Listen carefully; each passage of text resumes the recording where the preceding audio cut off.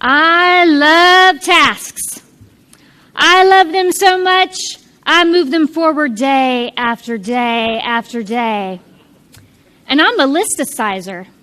I like to make lists so that I have 3 different apps. I use my inbox and my calendar. I have a paper list. I have a whiteboard. And I even remember things in my head. And I'm so awesome. I'm so awesome at everything that I delegate nothing because no one can do as good of a job as I can. Raise your hand, smile, clap, say hallelujah, any of those things, if even one of those describes you. Yes, yes. Well, we are going to talk about a few different things today. Behavior, why we do the things we do. Management of tasks. And then some creative ways to outsource. Because after 6 years of surveying companies, when I go in to work with teams, when I ask which you have a harder time keeping up with, personal or professional tasks, across the board, the majority will say personal tasks. So we're also going to talk about some fun ways to keep up with personal tasks. Think of what I'm going to tell you in the next 45, 60 minutes like a buffet. You go to a buffet, you're going to pick and choose the foods that you like. Some of them you'll get, you've done it before, but might have a little bit different spice to it. But you are absolutely not going to be able to eat all of it, right? You're not going to eat everything on the buffet. You are not going to be able to walk away from here trying every single thing. I just want you to try one or two new dishes, okay? Or 1 or 2 new ideas. These are some of the tasks that I have in a typical work week. But these are never all that we have to think about, right? Because we have all of this too. We have all of the personal things that have to get done. How many of you would say that you procrastinate? Yeah. And there's many reasons why we procrastinate. We are not going to go over all of them in detail.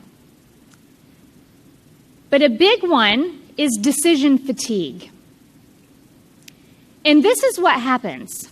We wake up in the morning with a big bucket of willpower.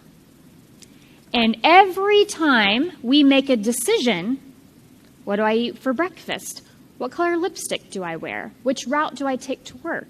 What do I listen to on Spotify? Every single decision is willpower jumping out of our bucket.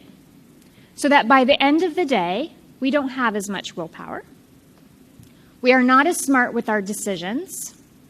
And some of that is our own doing. Now, I'm a productivity coach and speaker. So people think that I just have amazing discipline. No, I just saved myself from myself.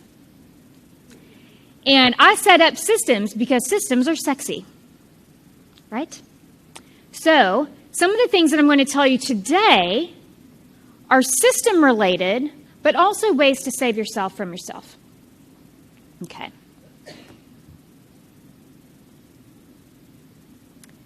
Brene Brown, very famous speaker and researcher on shame, has one of the most watched TED Talks in the history of TED.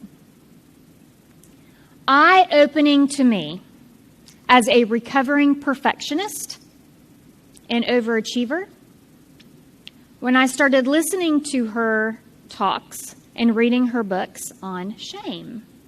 Because I used to take pride in that I was a perfectionist.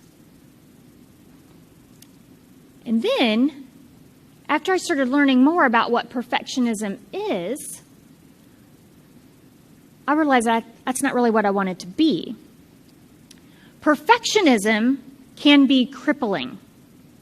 It can be paralyzing. One of the best lessons I learned when I was in my late 20s, I went away on vacation. And I came back, and my manager said, I ran that report that you ran for the client, and it did not look like how it looks when you do it. I said, oh, that's because I spend about 15 minutes formatting the columns and adding some colors and making it look good before I give it to him. And I thought she was going to say, well, thank you. And instead, she said, don't you ever do that again. The client would not pay for it. It is not added value, and they probably just give it a cursory glance. So I went from making sure that every single column on an Excel spreadsheet that only I look at was perfectly aligned, to then looking at things and seeing them as, does this really matter?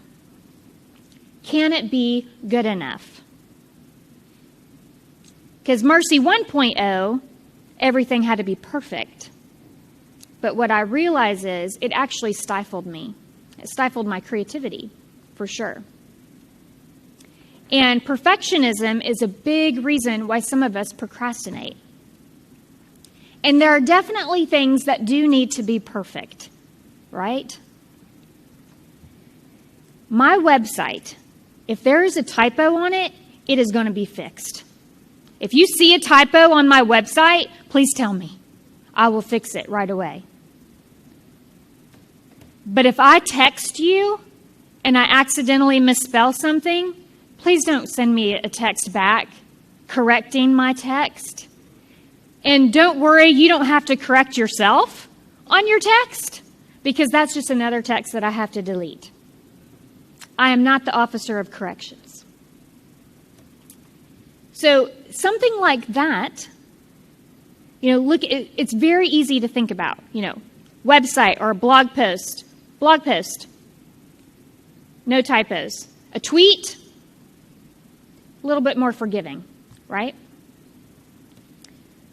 Now, I sent out a proposal once, and I missed a 0. They signed that quick. They sent it back to me within 30 minutes. Those need to be perfect, right? Proposals need to be perfect. But there are other things that don't. So if you are somebody who is paralyzed by perfectionism, or somebody works for you that is, knowing that perfectionism is focus on other people and getting praise from other people, proving to other people, is important for you to realize, because maybe that's why you're procrastinating. So thinking about something that you can do that will qualify as good enough, like I will no longer correct myself in texts. Even that could save you a lot of time. And before I go further, you will all get a digital download from either me or the bill organizers with every resource, app, link, reference, everything that I talk about from today and from yesterday is going to be in that. And you're also going to get, I have an online course with the entire module on email, task management, time management, and health behaviors to increase performance at work. You're getting all of it. You're getting all of it. So you don't have to write anything down. Everything I talk about in little tidbits today is going to be expanded on in the course. I should eat more vegetables. I should eat less sugar. I should exercise more. I should drink less. I should sleep more. I should really call my clients back more often. I should follow up on that email. I should, until I should all over myself. How many of you should on yourself?